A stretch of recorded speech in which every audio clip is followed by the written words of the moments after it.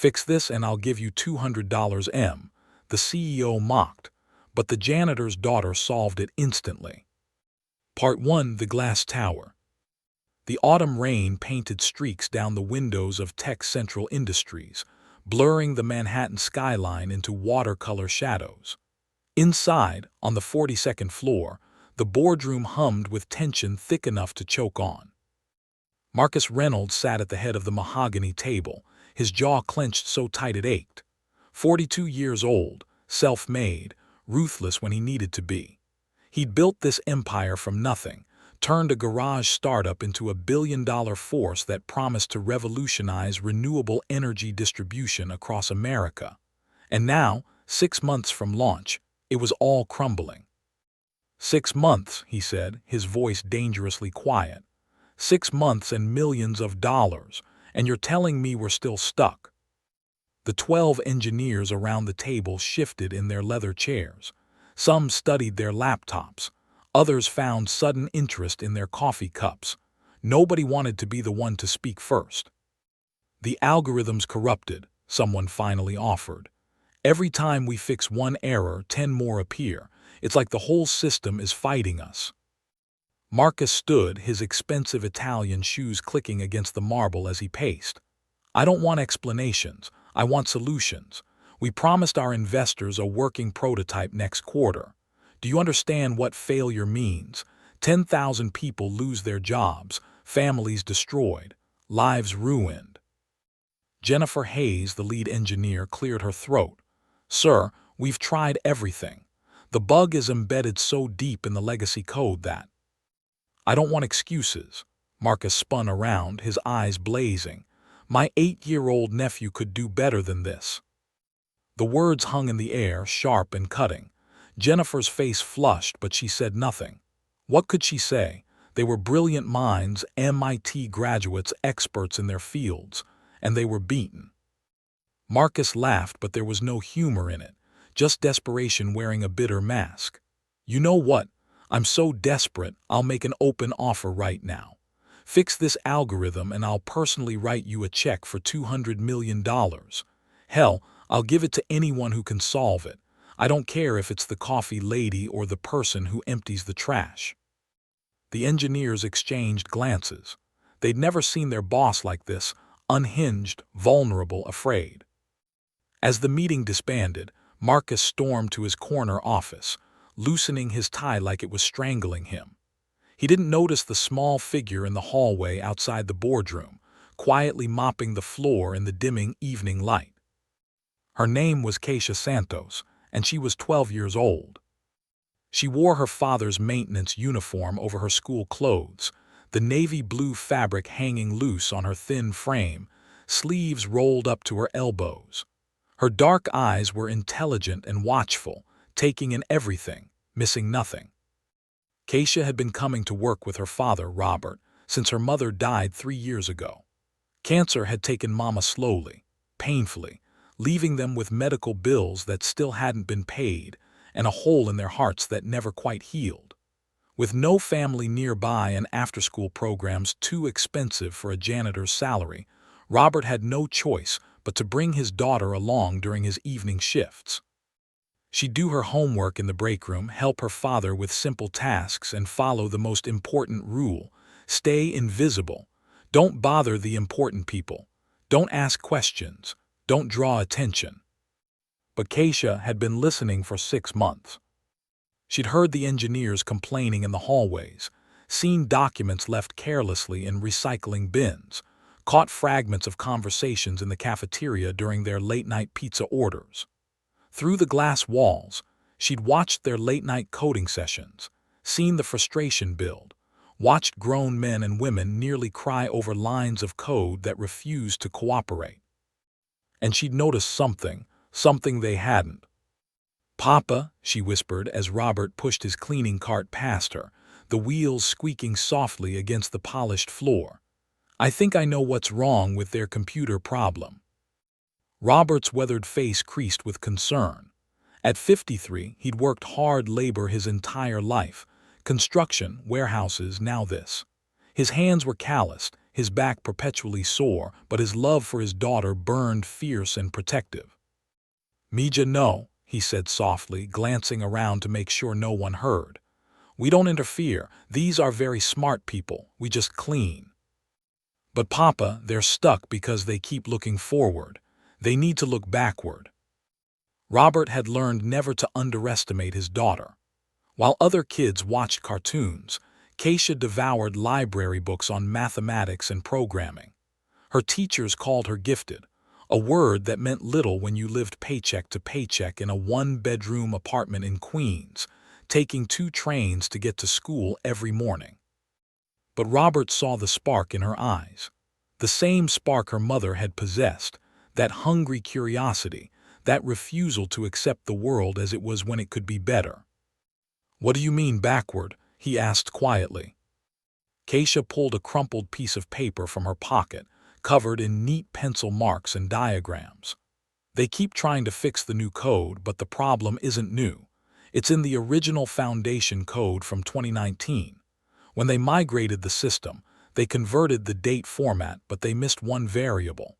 It's creating a cascade error every time the system tries to process historical data." Robert stared at his daughter, then at the CEO's office door down the hall. Every instinct screamed at him to stay quiet, to protect his job, to shield Keisha from disappointment. They couldn't afford to lose this position. The health insurance alone was keeping them afloat. But he remembered his wife's final words, spoken in a hospital room that smelled of antiseptic and approaching death. "Let her fly, Roberto. Don't let fear clip her wings." He took a deep breath, his heart hammering against his ribs. "Wait here." And Robert Santos, night maintenance supervisor, father, widower, and invisible man, walked toward the CEO's office and knocked on the door. Part 2, the knock that changed everything. Marcus Reynolds sat behind his desk, staring at the skyline without really seeing it. The city lights were beginning to flicker on, tiny stars in a concrete galaxy. His phone buzzed with messages from the board of directors, worried, angry, demanding answers he didn't have. He'd built everything on a promise: clean energy distribution that would revolutionize the industry, make renewable power accessible to communities that had been left behind. It wasn't just about money, though there was plenty of that at stake. It was about legacy, about proving that technology could actually help people instead of just making the rich richer. And now it was all falling apart because of some buried coding error that his team of geniuses couldn't find. The knock on his door made him look up with irritation. "What?" he called out, not bothering to hide his mood. The door opened hesitantly, and a man in a maintenance uniform stood there, cap in his hands. Marcus vaguely recognized him.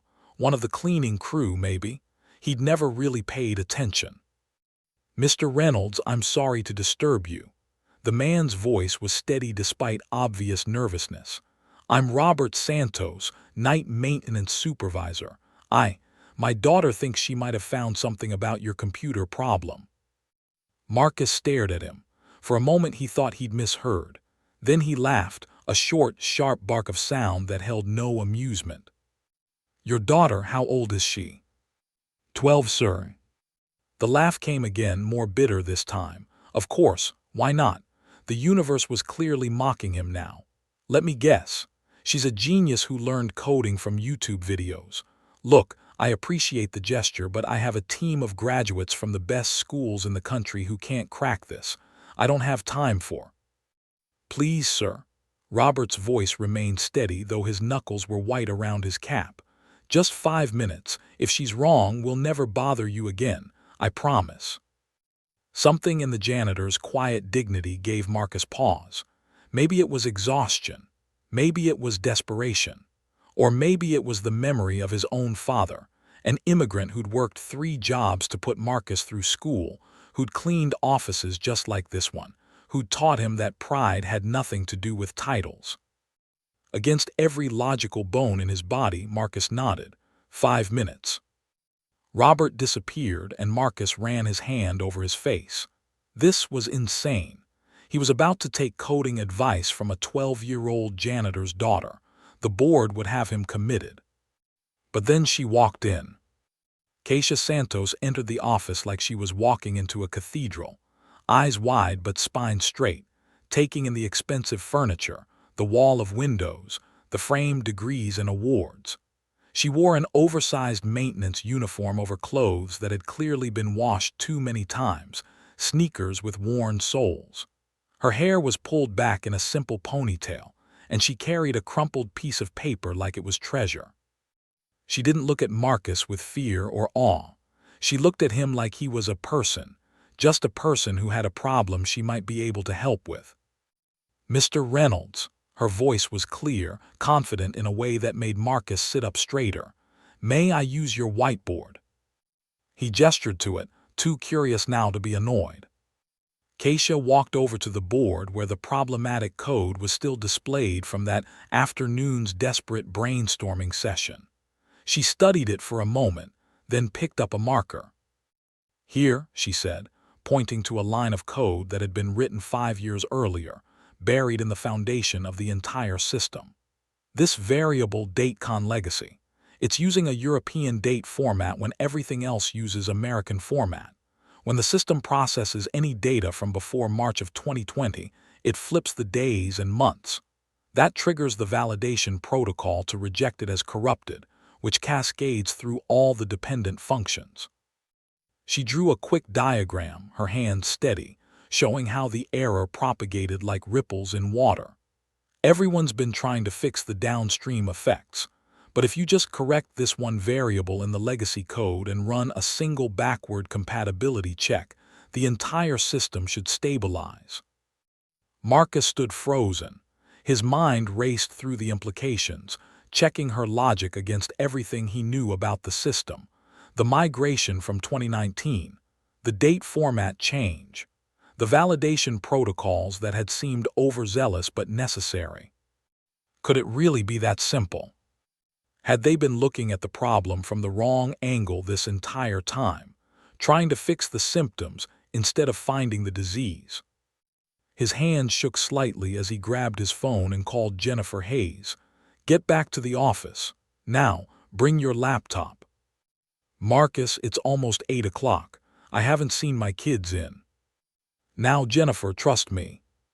He hung up and looked at Keisha, who stood quietly beside her father, both of them small and uncertain in his enormous office. "Where did you learn to code?" Marcus asked softly. Keisha shrugged. "Library books mostly, free online courses. Mr. Patterson at school let me use the computer lab during lunch." She hesitated. "My mama used to say that when you lose something, you don't keep looking where you've already looked. You go back to where you last had it." I figured, maybe code works the same way. Something cracked inside Marcus's chest. Something he'd built over years of corporate warfare and ruthless efficiency. This child, who had every reason to be bitter about life's unfairness, who lived in a world that would overlook her 1,000 times before giving her a chance, she just saved his company.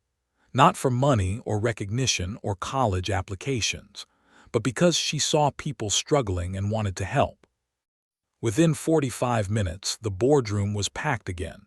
Engineers crowded around Jennifer's laptop, watching as she implemented Keisha's suggestion. The room held its collective breath. Jennifer hit enter. The system compiled. No errors. She ran the diagnostic suite. Green lights across the board.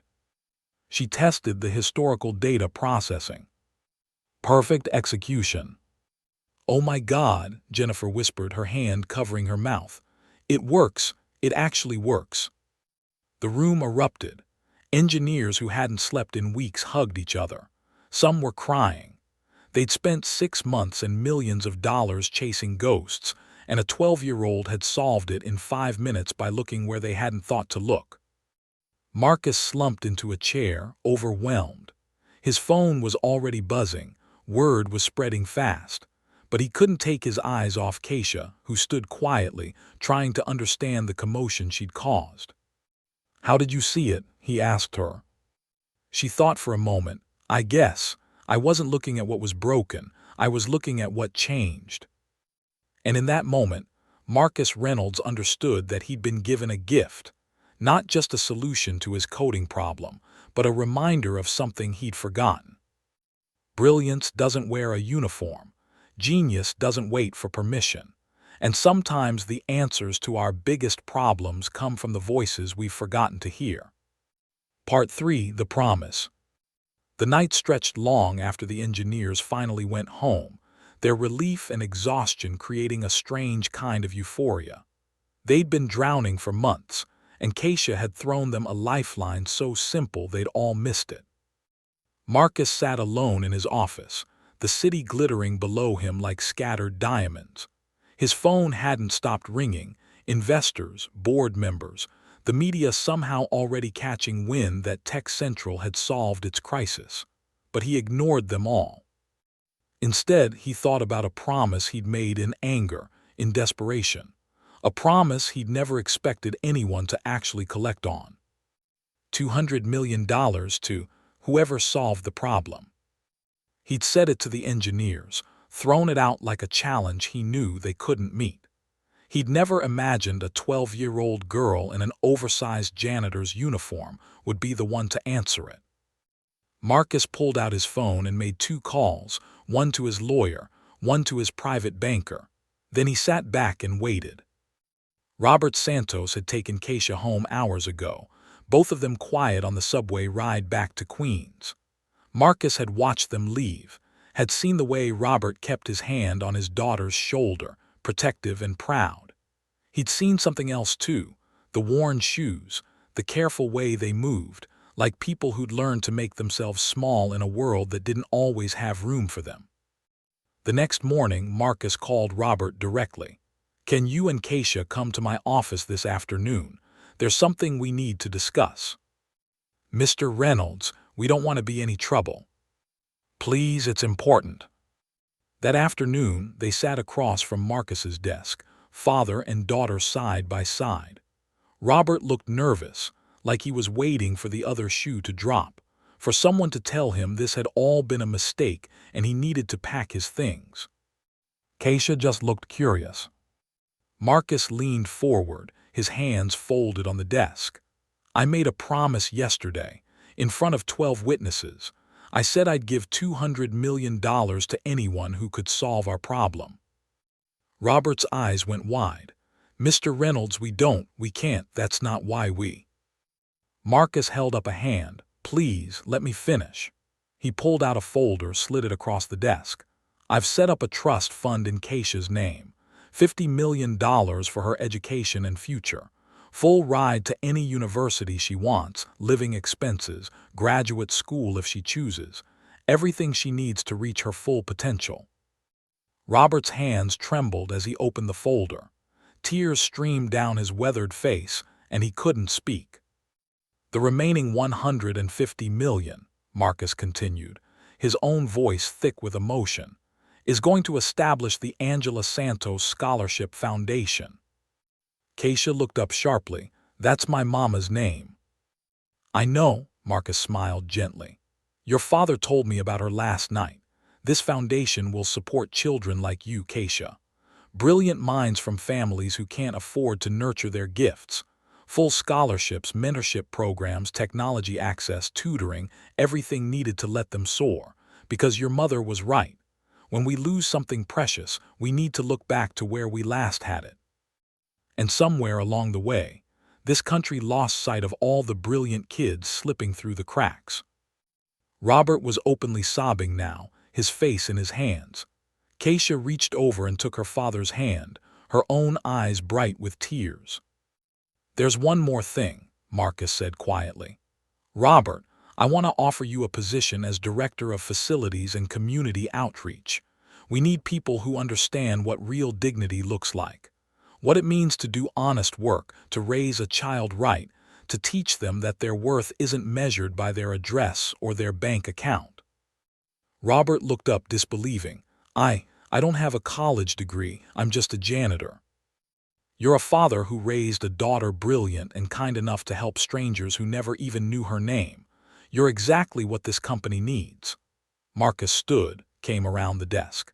"And Keisha, if you're willing, I'd like you to join our youth advisory board. We need minds that see differently, that question assumptions, that aren't afraid to look backward when everyone else is stuck looking forward." The office fell silent except for Robert's quiet crying. These were tears of relief, of joy, of a burden lifting that he'd carried for 3 years, the weight of wondering if he'd be enough, if he could give his daughter the future her mother had dreamed of. "Why are you doing this?" Keisha asked softly. "You could just pay me the money and forget about us." Marcus sat on the edge of his desk, and for the first time in years, he let his corporate armor fall away completely. "Because yesterday, I was ready to give up. I'd convinced myself that success meant being the smartest person in the room, the most ruthless, the most willing to sacrifice everything. And then you walked in and reminded me why I started this company in the first place." He looked out the window at the city beyond. "My father cleaned offices. He worked 3 jobs so I could go to college. He died the year my company went public, and I never got to thank him properly, never got to show him that his sacrifices mattered.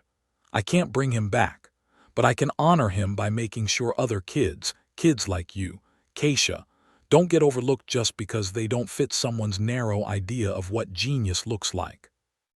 Keisha stood up and, to Marcus's surprise, walked over and hugged him. It was a child's hug, fierce and honest, and it shattered the last of his defenses. "Mama would have liked you," she whispered. And Marcus Reynolds, ruthless CEO, self-made billionaire, cried for the first time in a decade. Part 4, The Ripples Begin. The story broke 3 days later. It wasn't supposed to. Marcus had planned a quiet announcement, maybe a press release buried in the business section. But Jennifer Hayes had posted something on social media, just a simple thank you to the brilliant young person who saved our project. And the internet had done what the internet does best. It exploded. Within hours, tech blogs were running the story. By morning, it had hit mainstream news. By afternoon, Keisha's face was everywhere. A 12-year-old black girl in an oversized janitor's uniform, standing beside her father, becoming the symbol of something people desperately wanted to believe in. Janitor's daughter solves what MIT engineers couldn't. The hidden genius in the hall. How a 12-year-old changed Silicon Valley forever. Robert kept Keisha home from school that first week. The reporters were relentless, camping outside their apartment building, calling neighbors, trying to get interviews. It was overwhelming and terrifying and wonderful all at once. But the media attention brought something else, scrutiny. Not everyone celebrated Keisha's success. There were whispers, doubts, accusations floating through the darker corners of the internet. How could a 12-year-old really solve something that stumped trained engineers? Was it a publicity stunt? Was someone else taking credit for her work? And underneath it all, the uglier questions that people were afraid to say out loud but typed behind anonymous profiles.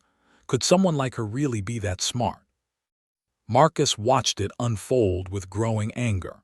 He called an emergency press conference, had his legal team prepare statements, got ready to defend Keisha with everything he had. But then something unexpected happened. The engineers spoke up. Jennifer Hayes wrote a detailed technical blog post explaining exactly what Keisha had found, walking through the logic, showing her work. She ended it with a simple statement.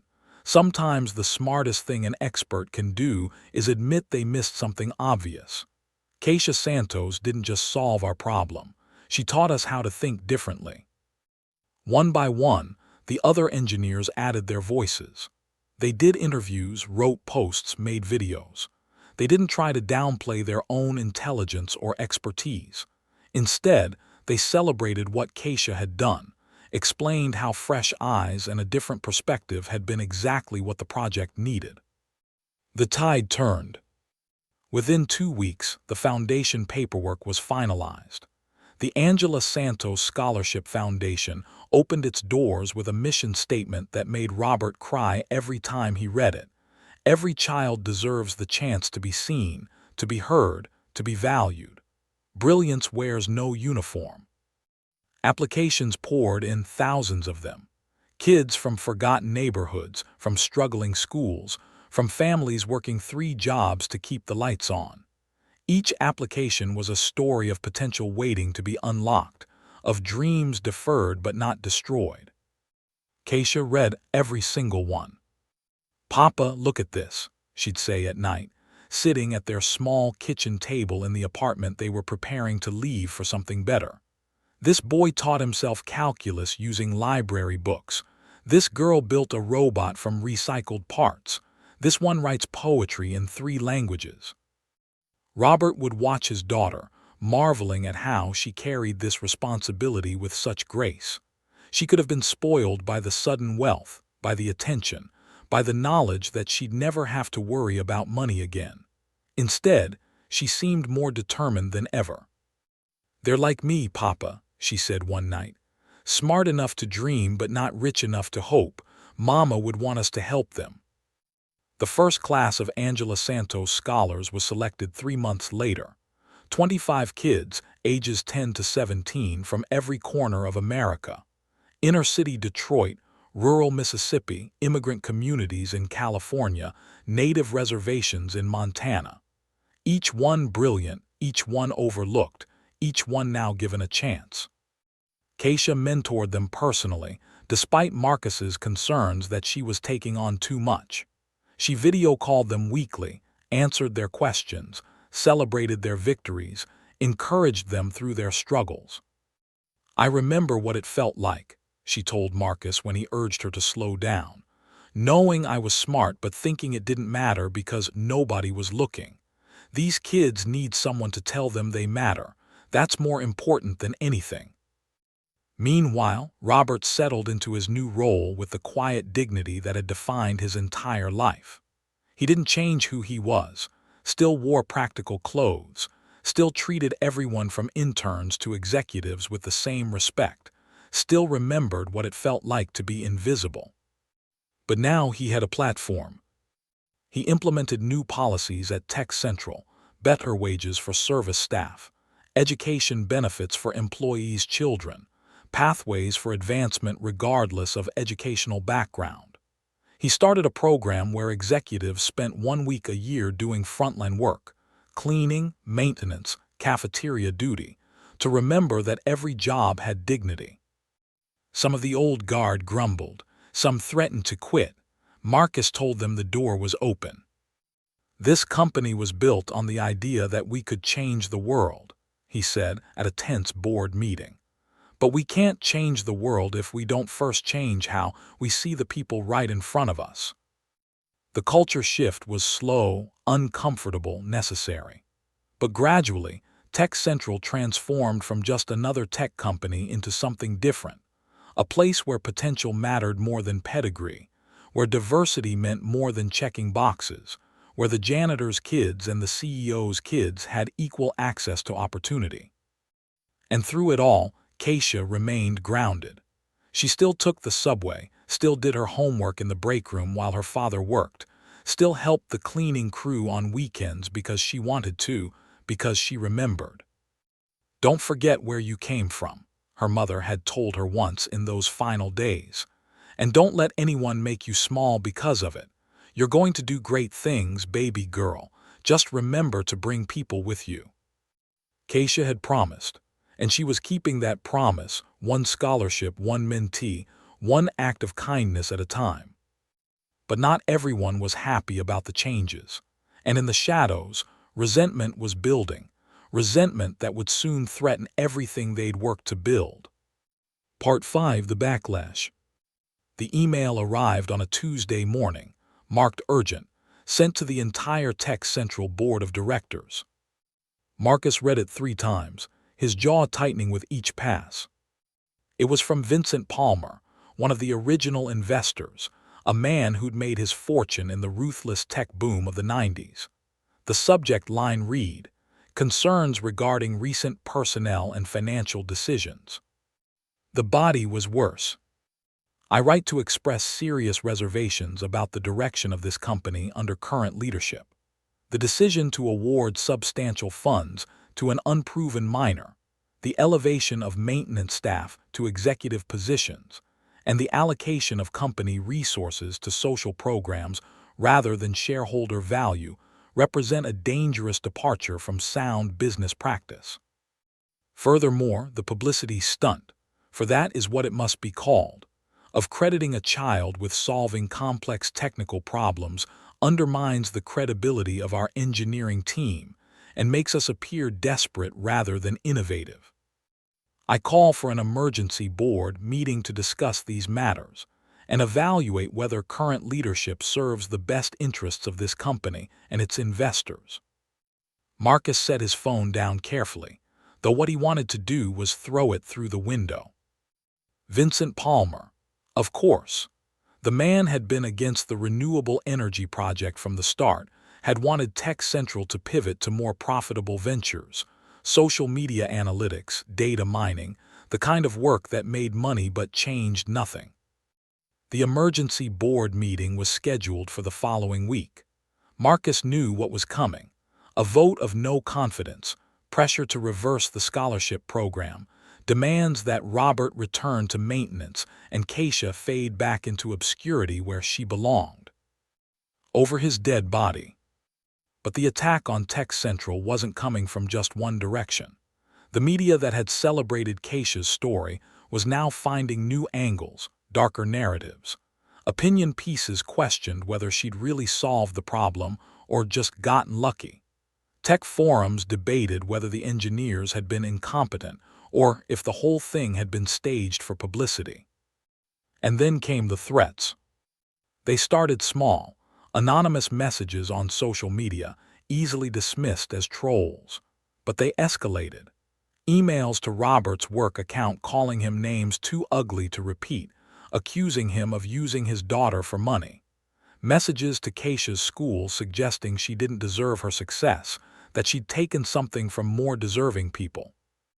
The worst one came directly to their new apartment, a letter, no return address, filled with such hatred that Robert burned it before Keisha could see.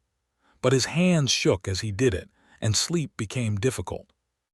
Marcus hired security. Robert protested. It felt like too much, like they were living in a movie. But after someone spray-painted slurs on the wall outside their building, he stopped arguing. Keisha tried to stay strong. She continued mentoring her scholars, kept going to school, refused to be scared into silence. But Marcus could see the strain in her eyes during their weekly meetings, the way she'd grown quieter, more careful. "Maybe Mr. Palmer is right," she said one afternoon, sitting in Marcus's office. "Maybe I'm causing too many problems. Maybe it would be better if—" "Don't," Marcus's voice was sharp. "Don't you dare finish that sentence." He came around his desk, knelt down so he was eye level with her. "Keisha, listen to me. What you're experiencing right now, it's what happens when you challenge the way things have always been. People who benefit from the old system will fight like hell to keep it. They'll try to make you doubt yourself, make you feel small, convince you that wanting things to be fair is somehow wrong. But the board meeting—" "Let me worry about the board meeting," he smiled, though it didn't quite reach his eyes. "You just keep being exactly who you are. Keep helping those kids. Keep proving that genius doesn't care about zip codes or bank accounts. That's what scares people like Vincent Palmer, not that you're smart, but that you're making it impossible for them to ignore all the other kids just like you." The week before the board meeting, Jennifer Hayes and 8 other senior engineers submitted a joint letter to the board. It detailed exactly how Keisha had solved the algorithm, included technical documentation, and ended with a clear statement. If the board votes to discredit or diminish Keisha Santos's contribution, or to dismantle the scholarship program, we will resign immediately and make our reasons public. It wasn't enough to stop the meeting, but it was enough to change the dynamic. Vincent Palmer realized he wasn't just fighting Marcus Reynolds anymore. He was fighting a movement. The night before the board meeting, Robert couldn't sleep. He sat at the kitchen table, looking at photos of his late wife, wishing she was there to tell him what to do. "I'm scared, Angela," he whispered to her picture. "Scared I'm going to lose this job, scared we're going to lose everything we gained, scared that I pushed Keisha forward when I should have kept her safe." Keisha appeared in the doorway, unable to sleep either. She sat down beside her father, took his hand. "Mama used to say that doing the right thing doesn't always feel safe," she said softly. "But that's how you know it's right, because it's hard." Robert pulled his daughter close, breathing in the scent of her hair, feeling the steady beat of her heart. Whatever happened tomorrow, they had this. They had each other. They had truth on their side. And sometimes, though not often enough, truth was enough. The boardroom filled early the next morning. Marcus sat at the head of the table, flanked by his legal team. Vincent Palmer sat across from him, confident, smug, certain of victory. The other board members filed in, their faces carefully neutral. This would be a secret ballot, anonymous, safe. They could vote their conscience or their fears without public accountability. Vincent stood to present his case. He spoke eloquently about fiscal responsibility, about the need for experienced leadership, about protecting the company from emotional decisions that prioritized feelings over profit. "Mr. Reynolds has lost sight of our core mission," Vincent concluded. "He's turned this company into a charity instead of a business.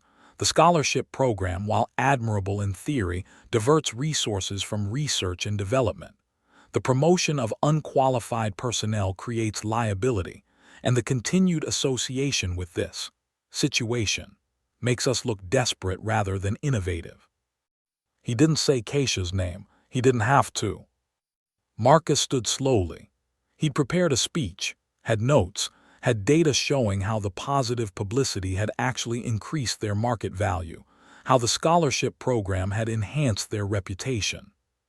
But looking at Vincent's smug face, at the board members who couldn't quite meet his eyes, he set his notes aside. "You're right about one thing, Vincent," Marcus said quietly. "I have changed. This company has changed, and I'm not going to apologize for that." He looked around the room, making eye contact with each board member. "6 months ago, I was ready to give up. We'd failed, and I couldn't see a way forward. Then a 12-year-old girl showed me that the solution was there all along. I'd just been too blind to see it because I wasn't looking in the right places." "Mr. Reynolds," Vincent tried to interrupt. "I'm not finished." Marcus's voice carried the steel that had built this company. "Keisha Santos didn't just solve our algorithm. She revealed something I'd forgotten, that brilliance exists everywhere, in every community, in every child who's never been given a chance to show what they can do.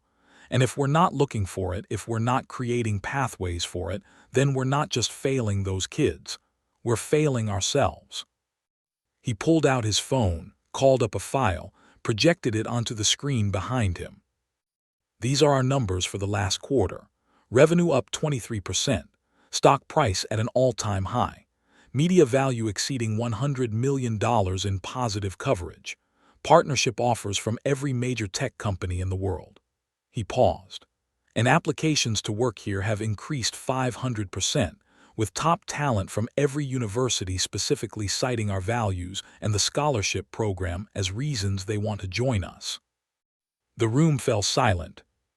"So yes, Vincent, we've changed. We've become a company that people actually want to be part of, where the best and brightest want to work not just for the salary, but because they believe in what we're doing. Where innovation comes from unexpected places because we're finally looking in those places." He leaned forward, his hands on the table. "You want to vote me out, fine, but know this, if you do, you won't just lose me. You'll lose every engineer who signed that letter. You'll lose the partnerships I've been building. You'll lose the respect we've earned. And you'll be left with what we were 6 months ago, a failing company with a broken algorithm and no hope." "You destroy everything out of spite," Vincent demanded. "I'd walk away from a company that forgot its soul," Marcus corrected. "There's a difference." Part 6. The vote that mattered. The board voted in private, each member slipping their ballot into a locked box. Marcus waited outside, packing the hallway like an expectant father, while his lawyer sat calmly reviewing documents. Jennifer Hayes had gathered with the other engineers in the cafeteria, ready to submit their resignations if needed. Robert and Keisha waited at home, trying to go about their normal day but checking their phones every few minutes. The whole company held its breath. Marcus thought about his father, about immigrant dreams and night shifts and calloused hands that had never signed a check but had built a foundation stronger than any corporation. He thought about Angela Santos, a woman he'd never met, who taught her daughter to look backward when everyone else was stuck looking forward. And he thought about what really mattered. If the board voted him out, he'd survive. He had enough money to never work again. But what about the 25 kids in the first scholarship class? What about the thousands of applications still coming in? What about all the Keishas out there, brilliant and overlooked, waiting for someone to see them? The boardroom door opened. The company secretary emerged, walked to Marcus, handed him a sealed envelope. He opened it with steady hands, though his heart was racing. The vote was 8-4 in his favor. Marcus closed his eyes, released a breath he hadn't realized he'd been holding. 8-4. Not unanimous, Vincent had his supporters, but enough, more than enough. He walked back into the boardroom. Vincent sat rigid in his chair, his face carefully blank. The other board members avoided eye contact, some relieved, some uncomfortable, all aware that they'd just made a choice that would define the company's future. "Thank you," Marcus said simply. "I won't waste this." Vincent stood, gathering his papers. "This isn't over. The market will prove me right. When the next quarter shows decreased profits because you're pouring money into charity cases." "They're not charity cases." The voice came from the doorway. Everyone turned. Keisha stood there, wearing a simple dress, her father behind her. Marcus hadn't invited them, didn't know how they'd even gotten past security. But there she was, this 12-year-old girl who'd somehow become the center of everything. "We're not charity cases, Mr. Palmer," she repeated, walking into the room with quiet confidence. "We're investments. The difference is you can only see the immediate return. Mr. Reynolds sees what will become." Vincent's face flushed. "Young lady, this is a private." "My name is Keisha Santos," she interrupted calmly, "and I have something to say." She walked to the front of the room, and Marcus saw Robert tense, ready to pull his daughter back if needed. But something in Keisha's bearing made everyone wait. "I've been reading the letters," she said. "The ones people send about the scholarship program. Some of them are mean. Some say I don't deserve this, that I took something from someone more qualified. Some say my dad used me for money. Some say worse things." Her voice was steady, but Marcus could see the courage it took. "But I also get letters from kids. Kids like me, who thought they'd never go to college, never matter, never be more than the neighborhood they were born in. And they tell me that now they have hope. That now they believe they can be scientists or engineers or teachers or whatever they dream." She looked directly at Vincent Palmer. "So when you call us charity cases, when you say we're not worth investing in, you're not just talking about money. You're talking about dreams, about futures, about kids who are just as smart as anyone else but never got the chance to prove it." The room was completely silent. "I solved your algorithm," Keisha continued. "Not because I went to a fancy school or had expensive tutors, but because I love learning and someone, the library, my teachers, my parents, gave me the tools to explore that love. Now imagine how many other kids could do the same if they just had the chance." She turned to the full board. "Mr. Reynolds isn't turning this into a charity. He's turning it into what it should have been all along. A place where talent matters more than money, where innovation comes from diversity, where we look for brilliance in every corner instead of just the comfortable places." Vincent started to speak, but Keisha wasn't finished. "You're scared," she said simply. "Scared that if people like me get opportunities, there won't be enough left for the people you think deserve them more. But that's not how innovation works. That's not how progress works. When you lift people up, everybody rises. She picked up a marker, walked to the whiteboard and wrote a single equation. Elegant, complex, beautiful. This is the optimization algorithm I've been working on for the next phase of the renewable energy project. Jennifer Hayes has been mentoring me. It could increase efficiency by 30%. She set down the marker. But according to Mr. Palmer, I'm just a charity case, so maybe you don't want my help. She walked toward the door, then turned back. Or maybe you're finally ready to see that the next breakthrough might come from someone you never expected. Someone who doesn't fit your idea of what genius looks like. Keisha left, Robert following, leaving the boardroom in stunned silence. Vincent Palmer looked at the equation on the board. Marcus watched him, saw the internal struggle, pride versus pragmatism, prejudice versus profit. Finally, one of the other board members spoke, Margaret Chen, a venture capitalist who'd been silent through most of the meeting. Marcus, is that equation legitimate? He walked to the board, studied it. His expertise was business, not advanced engineering, but he'd learned enough over the years to recognize sophisticated work when he saw it. I'll have Jennifer confirm it, but he trailed off, impressed despite himself. Yes, I think it is. Margaret nodded slowly. Then I move that we not only maintain the scholarship program but expand it, double the budget. If we're finding talent like that, we'd be fools not to invest in it. Seconded, another board member said immediately. Vincent stood abruptly. This is insanity. You're letting a child manipulate you. No, Vincent, Margaret interrupted. We're finally letting go of our own limitations. You can stay and be part of this evolution, or you can leave. But this company is moving forward with or without you. The vote on the expansion was 11-1. Vincent Palmer sold his shares the next week and resigned from the board. Some investors followed him. Others doubled down, seeing the publicity and potential. The market rewarded their faith. Within 2 months, Tech Central's value had increased by 30%. The renewable energy system launched to global acclaim, with Keisha's optimization algorithm making headlines in technical journals. But the real revolution was quieter.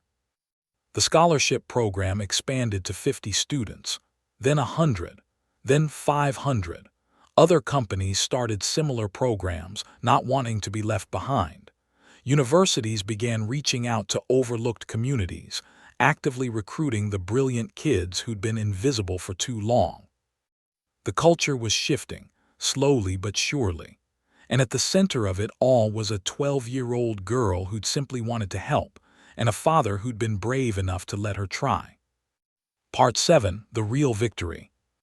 6 months after the board meeting, Tech Central's renewable energy system went live in its first major deployment. A network of underserved communities across the American South that had been paying premium rates for unreliable power. The launch ceremony took place in Jackson, Mississippi, in a neighborhood where many families had been choosing between electricity and groceries for years. Marcus insisted that Keisha cut the ribbon. She stood on the small stage, looking out at the crowd of families, many of them black and brown, many of them struggling, all of them hopping. She understood them in a way that Marcus, for all his good intentions, never fully could. She'd been there. She remembered what it felt like to sit in a dark apartment because the power had been cut off, to do homework by candlelight, to wonder if being smart even mattered when you couldn't afford the basics. My mama used to say that light is hope, Keisha said into the microphone, her voice clear despite her nerves. Not just the kind that comes from electricity, but the kind that comes from knowing someone sees you, believes in you, and gives you a chance to shine. She cut the ribbon, and the community center behind her blazed to life, computers humming, lights glowing, charging stations ready for phones and tablets. Around the neighborhood, similar centers were powering up, offering free internet, homework help, job training, and more. This was what the algorithm was really for. Not just clean energy, but accessible energy. Not just innovation, but justice. The crowd cheered, but Keisha found herself looking at the children, kids her age and younger, watching with wide eyes, maybe wondering if they could be like her someday. After the ceremony, a little girl approached her shyly. She couldn't have been more than 7, with neat cornrows and a dress that had been carefully pressed despite obvious wear. "Are you really smart?" the girl asked. Keisha knelt down to her level. "I work really hard at learning, but you know what? I bet you're smart too. What do you like?" "I like numbers, I count everything. My teacher says I'm good at math, but—" She trailed off, looking down. "But what?" "But my cousin says girls like us don't grow up to be scientists. She says we should be realistic."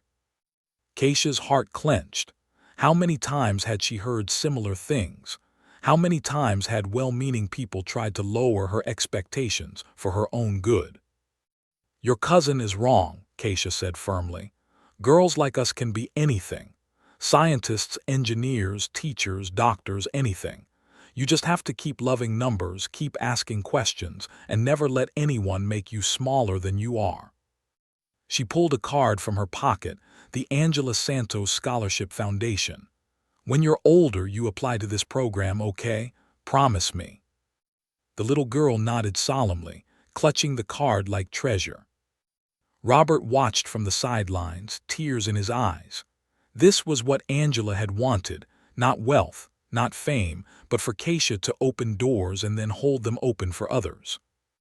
That evening, back at the hotel, Marcus found Keisha sitting alone on the balcony, looking out at the Jackson skyline. The air was warm, thick with humidity and the sound of cicadas. "You okay?" he asked, sitting beside her. "I was thinking about Mama," Keisha said quietly, wondering if she'd be proud. "She'd be incredibly proud. Sometimes I feel guilty. Like, I got so lucky meeting you, getting this opportunity, and there are so many other kids just as smart who won't ever get that chance." Marcus was quiet for a moment. "That's why we're doing this, though. The scholarship program, the community centers, all of it. We can't save everyone, Keisha, but we can save some. And those kids will save others. It's like spreading light. One candle can light another, and that one lights another until eventually the darkness doesn't seem so dark anymore." Papa says something similar. He says Mama was like a candle. She gave her light to me, and now I have to pass it on. "Your father's a wise man." They sat in comfortable silence, watching the stars emerge in the darkening sky. "Mr. Reynolds," Keisha asked, "why did you really do all this? The foundation, standing up to the board, everything. You could have just paid me and moved on." Marcus considered the question carefully. "You remember when you first came to my office, when you explained the algorithm?" "Yes." "You said your mother taught you to look backward when you lose something, to go back to where you last had it." He smiled sadly. "I'd lost something, Keisha. Lost sight of why I started this company in the first place. It wasn't supposed to be about profit margins and stock prices. It was supposed to be about making the world better, about creating technology that actually helped people." He looked at her. "You gave me back my purpose. You reminded me that business isn't just about making money. It's about making meaning. And if I can use this company to lift up kids who would otherwise be ignored, to prove that talent exists everywhere if we just bother to look, then maybe my father's sacrifices and your mother's dreams weren't in vain." Keisha reached over and took his hand, a simple gesture of connection, of understanding. "Thank you," she said, "for seeing me when I was invisible." "Thank you," Marcus replied, "for reminding me how to see." The next morning, Keisha woke to discover that her optimization algorithm had been published in a prestigious technical journal. She was the youngest person ever published in its 100-year history.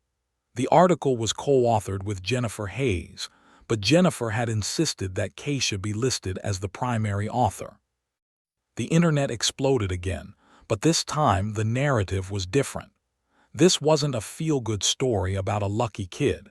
This was about legitimate scientific contribution, peer-reviewed and validated. This was proof. Job offers poured in internships, research positions, speaking engagements. Universities were already competing to recruit her when she was ready.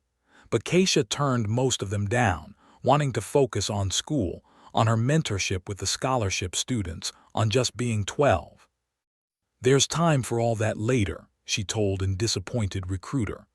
"Right now, I want to help the first class of scholars finish their applications. I want to make sure they're ready." Because that was the thing about Keisha. The money and fame hadn't changed her core.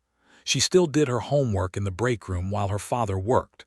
She still helped clean on weekends because she wanted to spend time with him. She still took the subway, still lived modestly, still remembered what it was like to be invisible. The first class of Angela Santos scholars graduated from high school that spring.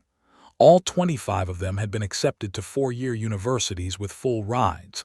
3 were headed to Ivy League schools. 5 were pursuing STEM fields. 2 were going into education, wanting to be teachers in underserved communities. Each of them carried forward the mission: lift as you climb. At the graduation ceremony, Keisha gave a speech that went viral for all the right reasons. "We're not special because we're smarter than everyone else," she said to her fellow scholars. "We're special because we were given a chance that most kids like us never get. And that means we have a responsibility, not to prove we deserve it, but to make sure that chance extends to others. That's how we honor every kid who was just as brilliant but never got to show it. That's how we honor our families who sacrificed so we could rise. That's how we change the world, not by climbing the ladder and pulling it up behind us, but by turning around and reaching down to help the next person up." The applause lasted 5 minutes. And in Queens, in an apartment that they'd kept despite now being able to afford much more, Robert Santos watched his daughter on the television screen and whispered to his late wife's photograph, "She's doing it, me Amber. She's flying, just like you said she would." Part 8: The Legacy. 3 years later, Keisha Santos sat in her high school guidance counselor's office, surrounded by acceptance letters from every top university in the country. MIT, Stanford, Caltech, Harvard, they all wanted her. Full rides, research opportunities, promises of changing the world. At 15, she'd already published 4 papers, held 2 patents, and become the face of accessible education reform across America. But she was also still a kid, one who loved terrible pop music, spent too much time on her phone, and sometimes just wanted to eat pizza and watch movies with her dad instead of attending fancy galas where adults asked her the same questions over and over. "What are you thinking?" her counselor, Mrs. Rodriguez, asked gently. Keisha looked at the letters spread across the desk like a hand of cards, each one a different future. "I'm thinking, I want to take a gap year." Mrs. Rodriguez's eyebrows rose. "Really? But these offers will still be there in a year, or if they're not, then they weren't the right places for me anyway." Keisha leaned back in her chair. "I want to spend a year working with the foundation full-time. We're expanding to 50 new communities next year, and I want to be part of that on the ground. Meeting the kids, helping set up the programs, making sure we're really reaching the people who need us most." "Your father supports this." Keisha smiled. "It was his idea, actually. He said Mama would have wanted me to stay grounded, to remember that education isn't just about collecting degrees, it's about wisdom. And wisdom comes from experience, from connection, from understanding the real world." She gathered up the letters carefully. "I'll go to college. I want to learn, want to grow. But I need to make sure I'm doing it for the right reasons, because I'm curious and passionate, not because everyone expects it of me." Mrs. Rodriguez nodded slowly. "You know, in 20 years of doing this job, I've never had a student turn down opportunities like these. But somehow, I think you're making the wisest choice of all." That evening, Keisha found her father in his office at Tech Central. He transformed the space into something uniquely his. Family photos on every surface, motivational posters in Spanish and English, a coffee maker that was always brewing something that smelled like home. "Papa, I told Mrs. Rodriguez about the gap year." Robert looked up from his paperwork, smiled that warm smile that still melted Keisha's heart. "And how did she take it?" "She said I was wise." Keisha sat on the edge of his desk. "Am I crazy? Everyone thinks I should go to MIT, start building my career." "Mija, your career started 3 years ago in a hallway outside a boardroom," Robert said. "Everything else is just details." He stood, stretched his back. Even with the better job and better health care, years of hard labor had left their mark. "Your mother and I used to talk about what we wanted for you. We never said rich or famous or even successful. We said happy. We said kind. We said true to yourself." He cupped her face gently. "If you want to spend a year changing lives before you go sit in a classroom, then that's what you should do. The degrees and titles will come. But this chance, to shape the foundation in its critical early years, to mentor the next wave of scholars, to be present for the work that matters most to you, this chance is now." Keisha hugged her father tight, breathing in his familiar scent of coffee and soap and home. The announcement of her gap year made headlines, as everything about Keisha Santos seemed to do. But this time, the response was overwhelmingly positive. Young people especially celebrated her choice. Here was someone who could have taken the traditional path to even more success but chose purpose over prestige. The year that followed was transformative. Keisha traveled to 30 communities where the foundation was establishing programs. She met hundreds of kids, brilliant, hungry, overlooked. She listened to their stories, their dreams, their fears. She learned about different regions, different challenges, different kinds of poverty and different kinds of wealth. In Detroit, she met a boy who taught himself coding by fixing donated computers. In rural Kentucky, she found a girl who'd mapped the entire county's water system by hand, identifying contamination sources that adults had missed. In a native reservation in Arizona, she discovered twins who'd created a database of traditional medicines and their chemical compositions, bridging ancient knowledge with modern science. Each community taught her something. Each child reminded her why this work mattered. And slowly, quietly, the foundation's impact grew beyond what anyone had imagined. By the end of Keisha's gap year, 1,500 students were part of the program. Graduation rates in participating communities had increased by 40%. College enrollment from underserved areas had doubled. But the numbers didn't capture the real story. The real story was in the girl from Jackson who became a civil engineer and designed affordable housing for her hometown. It was in the boy from the Bronx who became a teacher and started an after-school coding program in his old elementary school. It was in the young woman from rural Mississippi who became a doctor and opened a free clinic in a medical desert. Each scholar became a light, illuminating paths for others to follow. Marcus watched it all with a mixture of pride and humility. Tech Central continued to thrive. The renewable energy system had expanded to 30 countries, making sustainable power accessible to millions. But when people asked him about his greatest achievement, he never mentioned the technology or the profits. He talked about Keisha, about Robert, about the foundation, about the moment a janitor knocked on his door and changed everything. "Business books talk about disruption," he said in a TED Talk that became one of the most viewed in history. "About innovation and market forces and competitive advantage. But real disruption, the kind that actually changes society, comes from challenging our assumptions about who has value, who deserves opportunities, who gets to matter." He paused, looked directly at the camera. 3 years ago, I almost missed the most important breakthrough of my career because I wasn't looking in the right place. I almost dismissed a brilliant mind because it came in an unexpected package. And I learned that the most valuable thing a person with power can do is not to hoard that power, but to use it to lift others up. The talk ended with footage of the scholarship students, a montage of faces, young and determined and full of hope. The last frame showed Keisha and her father, side by side, smiling at the camera. Brilliance wears no uniform.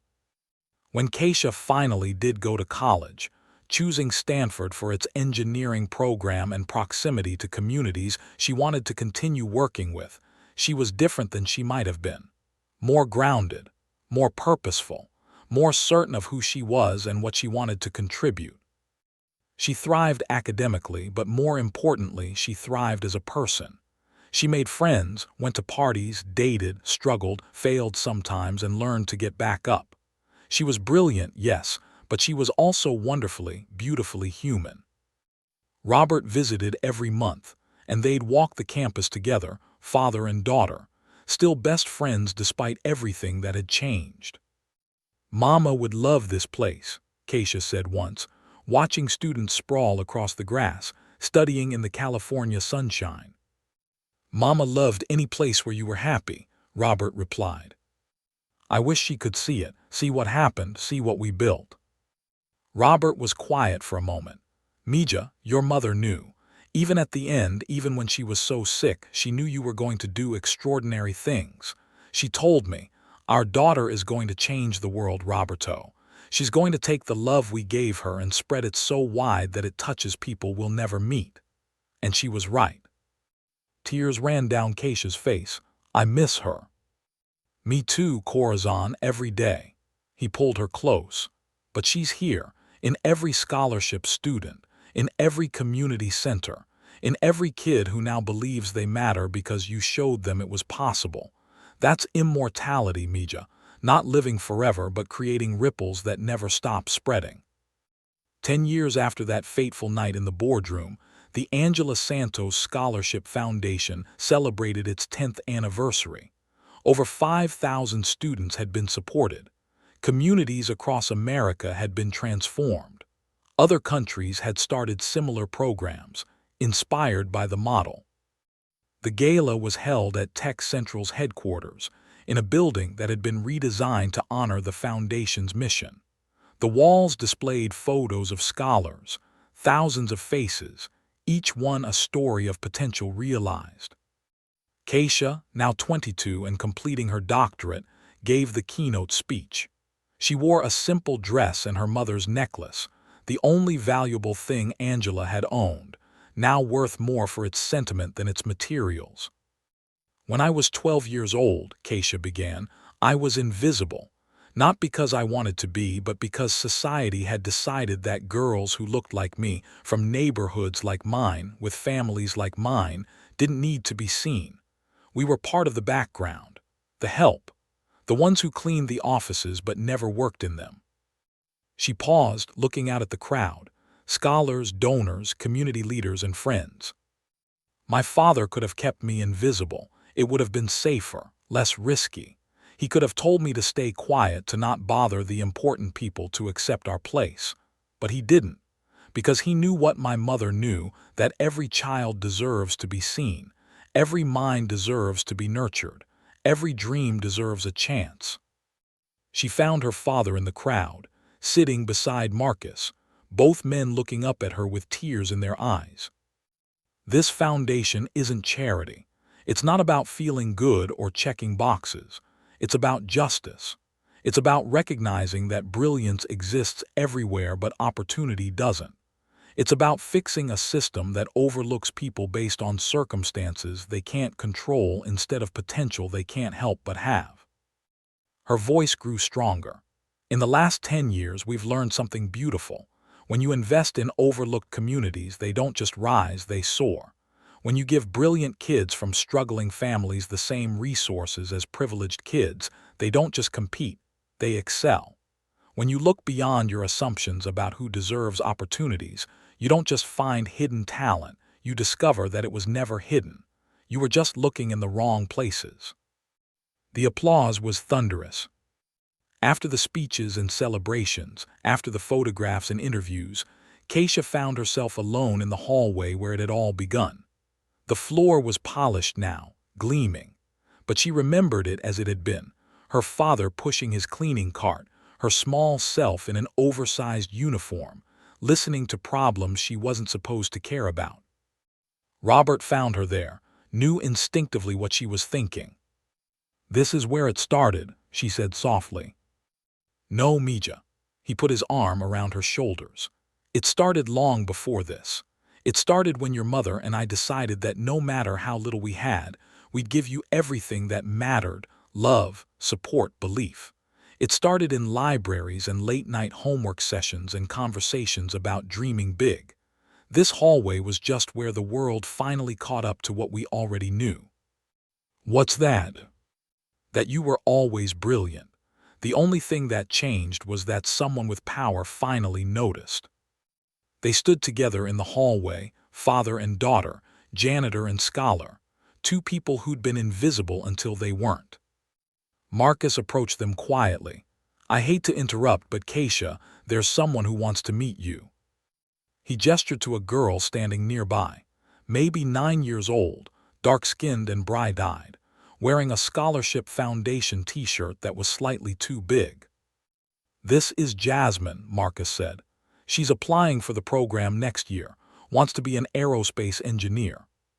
Keisha knelt down to the girl's level, remembering another little girl in Jackson, remembering herself at that age. "Aerospace engineer, that's amazing. What got you interested in that?"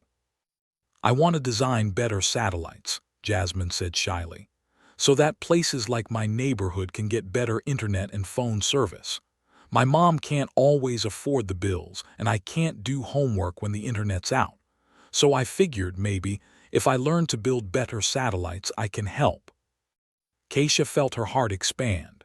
Here it was, another brilliant mind, another problem solver, another kid who saw challenges and imagined solutions instead of just accepting the world as it was. "That's incredible, Jasmine, and you know what? I think you're going to do it." "Really?" "Really. Because the world needs engineers who understand what real problems look like, who care about making things better for everyone, not just for people who can already afford the best. That's what real innovation is." She pulled out a card, now her own card, Director of Youth Programs for the Foundation, and handed it to Jasmine. "You keep working hard, keep dreaming big, and when you're ready you apply to the program, promise." Jasmine nodded, clutching the card like treasure, just like another little girl had done years before. As Jasmine's mother thanked them and led her away, Keisha stood and watched them go. "There's another one," she said to her father and Marcus. "Another brilliant kid who almost got overlooked." "But she won't be," Robert said, "because you were seen first, and now you're making sure no one else stays invisible." Marcus put his hand on Keisha's shoulder.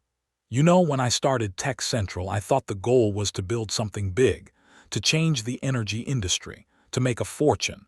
But the truth is the company was just a tool. The real work, the work that matters, is this. It's Jasmine and the 5,000 kids like her. It's proving that everyone deserves a chance. It's remembering to look in the places we've been trained to ignore." Keisha looked around the hallway, at the building where her father now worked in an office instead of cleaning one, where her name was on a foundation plaque instead of whispered warnings to stay out of the way. "Mama was right," she said softly. "When you lose something, you go back to where you last had it. This country lost sight of so many brilliant people, people like us, because we were looking in all the comfortable places. But when you look backward, when you return to the communities and families that have always had talent but never had opportunity, that's where you find what was lost." "And now," Robert asked, "now we make sure it never gets lost again." 20 years later, the story of Keisha Santos had become legend. The kind of story parents told their children to inspire them, that teachers used in classrooms to talk about potential and justice, and the importance of looking beyond assumptions. But Keisha herself had never chased legend. She'd become an accomplished engineer, yes. Published groundbreaking research, yes. But her real work remained with the foundation, which had expanded to support over 20,000 students and operate in 15 countries. Robert retired at 70, finally allowing his body the rest it had earned after decades of labor. He spent his days volunteering with the foundation, mentoring parents who were raising brilliant kids in difficult circumstances, sharing his story as proof that love and support mattered more than money ever could. Marcus stepped down as CEO at 60, turning Tech Central over to new leadership while he focused on expanding the foundation's reach. The company continued to thrive, its culture permanently changed by the revolution that had started with a janitor's knock on a door. And the scholars, those thousands of kids who'd been given a chance, they became the change they'd always been capable of becoming. Teachers and doctors, engineers and artists, entrepreneurs and activists, each one carrying forward the mission, lift as you climb, see the invisible, light the way for others.